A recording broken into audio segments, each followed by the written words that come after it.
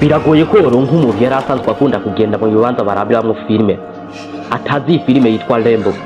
Ni filime yerekana umugabo w'intwari ariko mwuko kugera ku butwari byamusabye ibiguzi byinshi n'ukwitanga akemera ubuzima bwiwe bukaja mu kaga, ariko mu byo yaharanira ntikwari kubaho kwiwe, yaharanira iteka ry'igihugu na beneco. Lembo nubwo yahuye n'ibibazo bikomeye by'ubuzima ariko indoto ziwe zabaye impamo. Kirangiza intambara byamugoye gusubira mu buzima busanzwe kumvo z'uko yahuye n'ibibazo bikomeye. Yahuye n'ikibazo ca PTSD mu bihe by'intambara, yabuze bene wabo b'abasirikare bari bafatanije urugamba. Yari intambara ya Leta Zunze Ubumwe za Amerika na Vietnam. Birumvikana ko yari umusirikare yagwanye mu ntambara ya Vietnam. Yabonye ibintu bikomeye, ubwicanyi, gutakaza abagenzi biwe n'ububabare bwinshi. Aho agarukiye mu buzima busanzwe ntiyashoboye kwisanga mu muryango, abantu bamufata nabi. Yakunda kuba wenyene, yagira ishavu ryinshi, biburira icyizere mu bantu ndetse no kuvunika umutima ko yibutse ibyabaye. Yumva yuko agomba kwigwanaho mu gihe bibaye ngombwa no guhora agwana nubwo yoba atari ku rugamba. Mu yandi majambo, Lembo si umuntu mubi, ariko yabaye intwari yakomeretse ku mutima. Intambara yamusize adatuje mu mutima. Muri iyo filime, Lembo yafashwe n'abasirikare ba Vietnam baje kumufungira ahantu hasa n'iyororero ry'ibikoko, gaborizwa igufa, ariko ivyo byose arabyihanganira.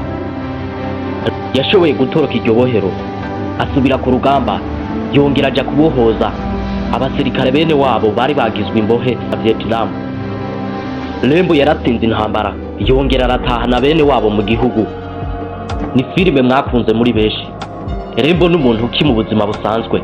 Ni kuri Nuja Entertainment.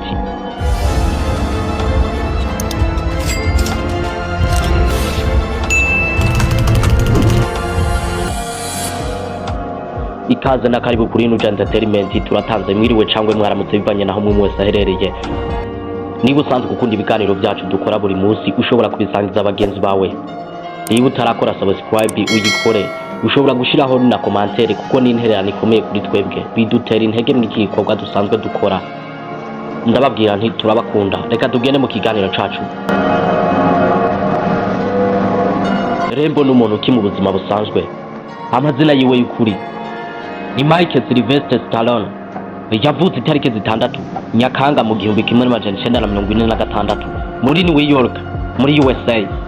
Asanzwe afite inkomoko yo muri Italy, ariko yavukanye ikibazo, ariko ico kibazo cabaye amahirwe yo kubicamamare muri filime. Yavukanye ikibazo, umunwa wiwe usa n'uhengamye. Yavutse igihe abaganga bakoresha imashini zimufasha kuvuka, ariko byangije imitsi yiwe yo ku ruhande rw'umunwa, bituma amaso n'umunwa bihora bisa nibidakora neza. Niyo mpamvu mu kuvuga asa n'ugaragaza ishavu ryinshi. Lembo n'umukinyi mwakunze muri filime. Yabaye umwanditsi wa filime Rocky ndetse na Lembo yamenyekane cyane kubera izi filime yo mu 1976 ariyo Rocky, n'iyindi yasohoye mu 1982 ariyo Lembo. Rocky niwe yayanditse ayikinamo kandi yaramuhaye ikuzo rikomeye ku isi. Sylvester Stallone ariwe mwamenye nka Lembo afite abana 3 b'abakobwa. Umwe bamuzi nk'umunyamideli ariwe Sylvester Stallone. Uwo mwamenye nka Lembo yigeze kubaho ubuzima bugoye cyane mu ntango, ata amafaranga afise. Yigeze kugurisha n'imbwa yiwe kugira aronka amahera yo gufungura. Inyuma yaho yanditse filime ya Rocky. Ntibashaka ko ayikinamwo kuko yari asanzwe afite ubumuga yavukanye, ariko ivyo onye yarabiharaniye kugira ngo ahabwe amahirwe yo gukina mu iyo filime, iramumenyekanisha ku rwego rw'isi. Sylvester Stallone ni urugero rw'umuntu yatsinze ingorane z'ubuzima n'imiterere y'umubiri, akabyihanganira, akagera ku buhizi binyuze mu bushake ndetse n'ubwitonzi. Sylvester Stallone yagiye avuga amajambo menshi afite ubutumwa bukomeye bwo guhimiriza abantu, cyane cyane mu mafilime ya Rocky. Yigeze kuvugira ijambo, ubuzima si gukubita cyane, ahubwo no kumenya kwihanganira ibyo bibazo byose uhura nabyo, kuko uko waba ukomeye kose ntushobora kurwana n'ikibazo ukoresheje ingufu z'umubiri, ahubwo ukoresha kwihangana. Yigeze kuvuga n'irindi jambo ati intwari yose yigeze kuba iri mu bahiganwa. Icyo gihe yahiganwa yari umuntu agereranwa n'abandi, ariko icyamugize intwari nuko yagize icyo arusha abandi itandukaniro riri hagati yiwe ndetse n'abandi. Ico camugize intwari ni Sylvester Stallone. Yigeze kuvuga n'iri jambo ryakunzwe n'abantu benshi, ati ndizera hari imbaraga zo mu mutima zituma umuntu atsinda canke atsindwa. Abatsinda ni abumviriza ukuri kw'imitima yabo. Sylvester Stallone ni umuntu yakunda ubutumwa bwo kwihangana, guharanira indoto ziwe no kudacika intege mu byo yakora byose. Aya majambo yose yavuga yashaka guhimiriza abantu kuguma ku ndoto zabo, kuguma ku cyo bakwiye guharanira arico kizobagira abo bashaka kubabo, kuko kuba uwo ushaka birasaba guhatana, bisaba guhatiriza umunsi ku munsi, kuko ubuzima ntibworoshe. Ni kuri Nuja Entertainment. Sylvester Stallone asanzwe afite umubiri wubatse neza, afite uburebure hafi y'imetero imwe na santimetero 77. Yamenyekanye cyane ku mvo z'umubiri wiwe uburyo wubatse. Yakoze ibishoboka byose kugira ashobore gukina mu iyi filime Rocky. Afite agace k'umunwa gasa nk'agahengamye nk'uko twabibabwiye mu ntango. Afise ijwi ridasohoka cyane, akunda kuvuga yitonze ku mpamvu z'uko yahuye n'ikibazo.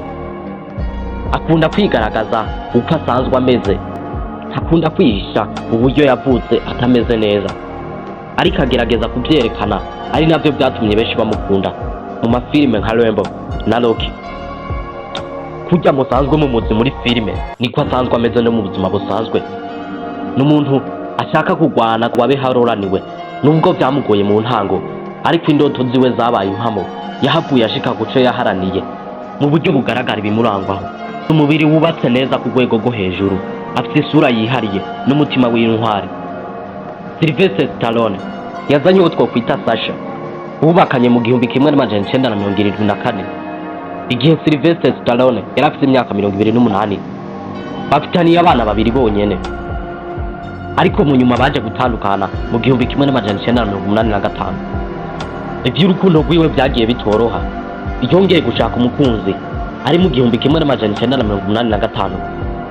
Yubakanye n'uwo twokwita Nelson Brigade hari mu 1985, ariko nawe baratandukanye bamaranye imyaka 2 yonyene. Mu nyuma yarongoye uwo twokwita Jennifer, nawe yari umunyamideli. Bubakanye mu 1997, ari nawe bafitaniye abana 3. Nabo barigeze gutandukana gato, ariko mu nyuma barongera barasubirana mu 2022. Kandi ubuzima bwiwe bw'urukundo bwagiye burimo ibigeragezo bidasanzwe, ariko icyo tumuziho ni ukwihanganira ikibazo uko caba kingana kose. Yahuye n'ikindi kibazo cyo kubura umwana wiwe w'imfura, ari we Sylvester Stallone. Yari yavutse mu 1976, yapfuye mu 2012. Yari we muhungu wiwe wa mbere bari bavyaranye n'umugore wa mbere, ari we Sasha. Yari umukinyi wa filime akaba n'umuyobozi. Yapfuye afite imyaka 36. Sylvester Stallone yapfuye urupfu rusanzwe. Yari asanzwe afite indwara y'umutima, ntabwo ari ibiyobyabwenge nk'uko bamwe babivuga. Sylvester Stallone yababajwe n'urupfu rw'umwana wiwe, akaba yaravuze yuko ari cyo kintu cyamubabaje cyane mu buzima. Yirengagije ibibazo byose yahuye navyo, ariko aravuga yuko urupfu rw'umwana wiwe ari we fura yiwe, ariko rwamubabaje gusumba ibindi byose bibaho. Sylvester Stallone yamenyekanye muri filime, ariko si n'umunyepolitike, ariko afite imirimo imwe mu rwego rwa leta canke ibikorwa bijanye nayo. Yigeze kuba umujyanama w'ishirahamwe rya Nation Rifle Association bijanye no kurengera uburenganzira bwo gutunga intwaro, kandi afite ibikorwa by'ubutunzi n'ishoramari bikomeye, ariko si umukozi wa leta mu buryo busanzwe. Reka dushimire uwo dukurikirana kugeza ku munota wa nyuma. Dushimire nawe wakoze subscribe. Niba ukunda ibiganiro byacu dusanzwe dukora mu muryango wa Nuja Entertainment, sangiza abagenzi bawe kugira nabo bagirirwa amahirwe yo kubibona. Dukora ibiganiro byiza cyane, ni kuri Nuja Entertainment. Tubabwira tuti turabakunda. Ushireho na commentaire n'interano ikomeye kuri twebwe, bidutera intege mu bikorwa dusanzwe dukora bya buri munsi. Twari kuri micro za Nuja Entertainment, mwari kumwe na King of the Street, ni Mr of Legelo, ni Black Warrior, ni KB Carnival, yantaritunzwe n'icanja, inyamaswa yatsindiye ishamba, umwami wacuriwe indyarya, ndasosa kubasi nkarura, ninzwi n'abeyizi kumenya niko kwimenya. Ndabakunda cyane, tuzosubira mu kiganiro gikurikira. Ciao ciao.